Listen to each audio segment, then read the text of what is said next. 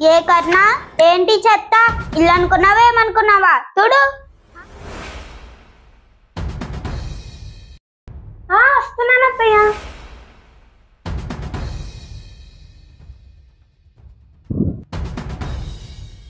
ఏంటి చెత్త? తుడుస్తున్నాను అత్తయ్య.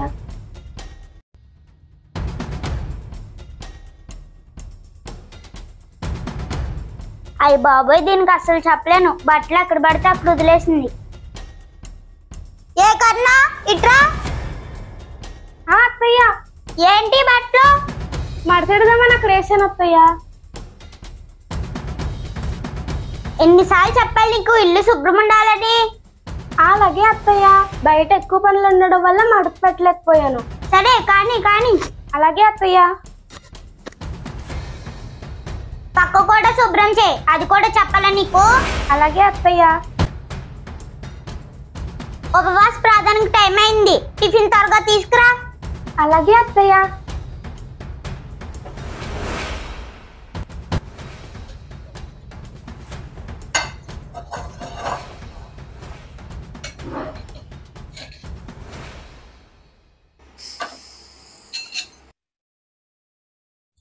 ఏ కన్నా తీసుకొస్తున్నావా? అత్తయ్య తీసుకొస్తున్నాను అత్తయ్య.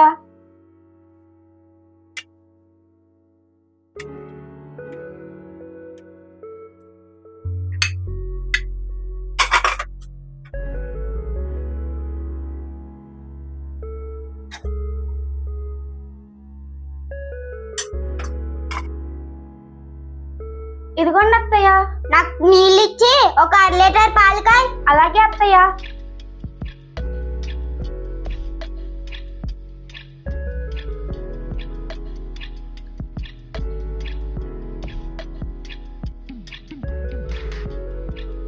ఇవ్వండి అత్తయ్య.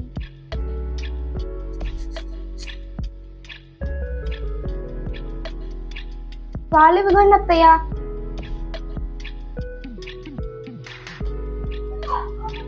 అమ్మ కరుణ, మీ అత్తగారిని ప్రార్థన సిద్ధపడమన్నమ్మా. అలాగే కుమారమ్మ గారు. అత్తయ్య గారు, అత్తయ్య గారు, కుమారమ్మ గారు ప్రార్థనకి సిద్ధపడమన్నారు అత్తయ్య గారు. అలాగే సిద్ధపడతానులే.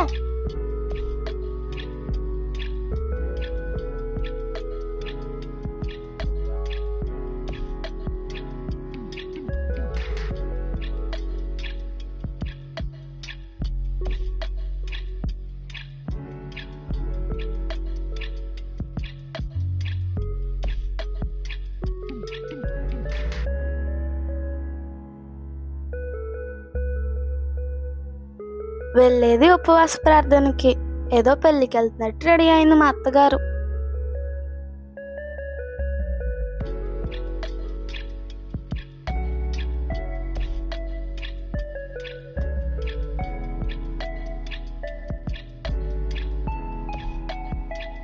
విశ్వాసమ్మా, ఓ విశ్వాసమ్మా, ప్రార్థనకి సిద్ధపడ్డావా?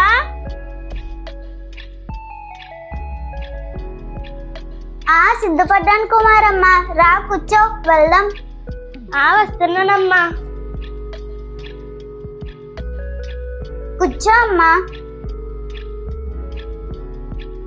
ఇంట్లో పనులన్నీ నేనే చేసుకోవాల్సి వస్తుందమ్మా. మా కోడలు ఏం పని చేయట్లేదమ్మా. అవునా అమ్మా? అవునమ్మా, అన్ని నేనే వండి పెట్టాలమ్మా. ఎంతసేపు ఫోన్తోనే ఉంటదమ్మా. కోడళ్ళు అందరూ అలాగే ఉన్నారమ్మా. మా కోడల గురించి ఏం చెప్పమంటావమ్మా?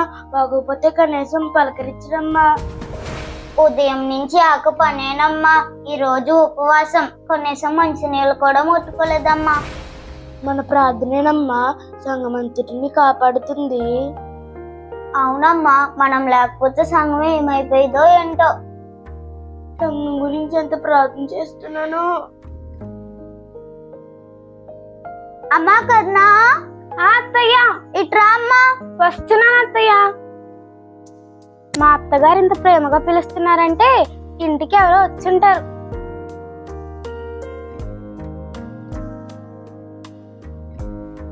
ఏంటత్తయ్య? నువ్వు ప్రార్థనకు రావమ్మా. నాకు ఇంకా పనులు అవ్వలేదు అత్తయ్య. పనులన్నీ తెమిల్చుకుని వస్తాను, మీరు వెళ్ళండి. చూసావమ్మ, పనులన్నీ అదే చేసినట్టు ఎలా మాట్లాడుతుందో. అవునమ్మా, మా కోడలు కూడా అంతేనమ్మా. సరే అమ్మ, పదు వెళ్దాం.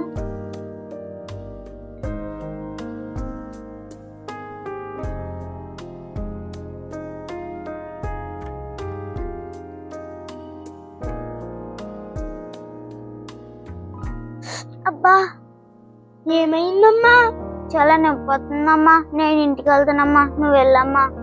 అలాగే అమ్మా, జాగ్రత్తగా వెళ్ళమ్మా.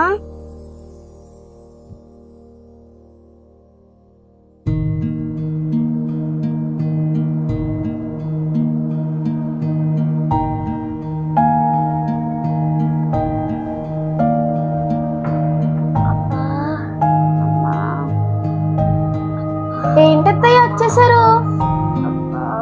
ఏంటత్తయ్య బాధపడుతున్నారా? నొప్పి వస్తుందమ్మా. అవునా అత్తయ్య, ఆగండి టాబ్లెట్ తెస్తాను.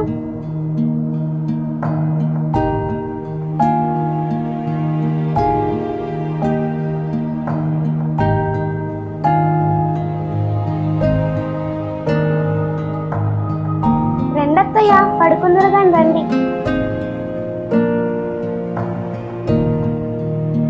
పడుకోండి అత్తయ్య.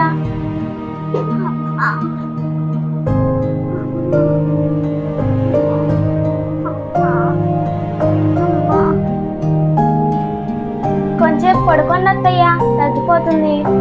అలాగే అమ్మా.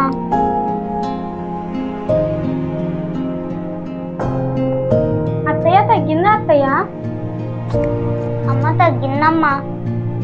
అత్తయ్య, మీరేమనుకున్నానంటే ఒక విషయం చెప్తాను అత్తయ్య. ఏంటమ్మా అది? అత్తమ్మ, మనం మనుషుల్ని మోసం చేయగలం కానీ దేవుణ్ణి మోసం చేయలేం కదత్తమ్మ. మీరు ఉపవాసం అని చెప్పి అన్నం కంటే ఎక్కువ చపాతీలు కూర తినేశారు, పాలు తాగేశారు. దాన్ని ఉపవాసం అని ఎలా అంటారు అత్తమ్మ? అందరూ ఉపవాసం అలాగే చేస్తున్నారు కదమ్మా. ఉప్మా, ఇడ్లీ, చపాతీ తింటున్నారు కదమ్మా. అందరూ ఉపవాసం ఇలాగే చేస్తున్నారని చెప్పి ఒకరిని చూసి ఒకరు నేర్చుకున్నారు తప్ప దేవుడు ఏం చెప్పాడో ఎవ్వరికీ అర్థం కాలేదత్తమ్మా. పైగా మేము ఉపవాసం ఉంటున్నా దేవుడు కార్యం చేయట్లేదని చెప్పి దేవుని మీద నిందలు వేస్తున్నారు. మీ ఆహారం ఆకలి గొని వారికి పెట్టమని దేవుడు చెప్పారు. ఈ మాటను పూర్తిగా మర్చిపోయి ఉపవాసం చేస్తూనే ఉన్నారు. అత్తమ్మ, మీరు కుమారమ్మతో మాట్లాడిన ప్రతి మాట నేను విన్నాను అత్తమ్మ. మీరు నన్ను అన్నందుకు నాకు బాధగా లేదు కానీ అత్తమ్మ, మీరు ఒక విశ్వాసి అయ్యుండి అబద్ధం ఆడటం నాకు చాలా బాధ అనిపించింది అత్తమ్మ. మీలాంటి పెద్దవాళ్ళు మాకు మార్గదర్శకులుగా ఉండాలి. మిమ్మల్ని చూసి మేము భక్తిలో ఎదిగేవారిలా ఉండాలి. మీరే అలా ఉంటే ఎలా అత్తమ్మ? నా తప్పేంటో నాకు అర్థమైందమ్మా. ఇక మీదట దేవుడు చెప్పినట్లు జీవిస్తూ అందరికీ ఆదర్శంగా ఉంటానమ్మా. ఇప్పటికి చాలా మంది విశ్వాసులు సంఘం కోసం, రాష్ట్రం కోసం, దేశం కోసం ప్రార్థిస్తూ ఉన్నారు. ప్రార్థిస్తున్న మీరే ఇక్కడి మాటలు అక్కడ, అక్కడి మాటలు ఇక్కడ చెప్తూ గొడవలు పెడుతూ ఉన్నారు. క్రీస్తు సంఘంగా ఉండవలసినటువంటి విశ్వాసులు గ్రూపులుగా విడిపోయి ఒకరంటే ఒకరికి పడకుండా కన్నీరు కారుస్తూ ప్రార్థన చేస్తున్నారు. ఇటువంటి ప్రార్థన దేవుని సన్నిధికి చేరుతుందా? ఎదుటివారు పాటలు పాడినా, ప్రార్థన చేసినా, వాక్యం చెప్పినా, వాక్యం చదివినా నచ్చని వారుగానే ఉన్నారు. దేవునికి ఇది ఇష్టమా?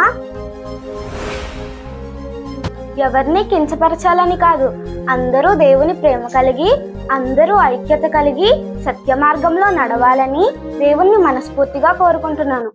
ప్రభు నామములో మీ అందరికీ మా వందనాలు. లైక్ చేయండి, షేర్ చేయండి, సబ్స్క్రైబ్ చేయండి, కామెంట్ చేయండి.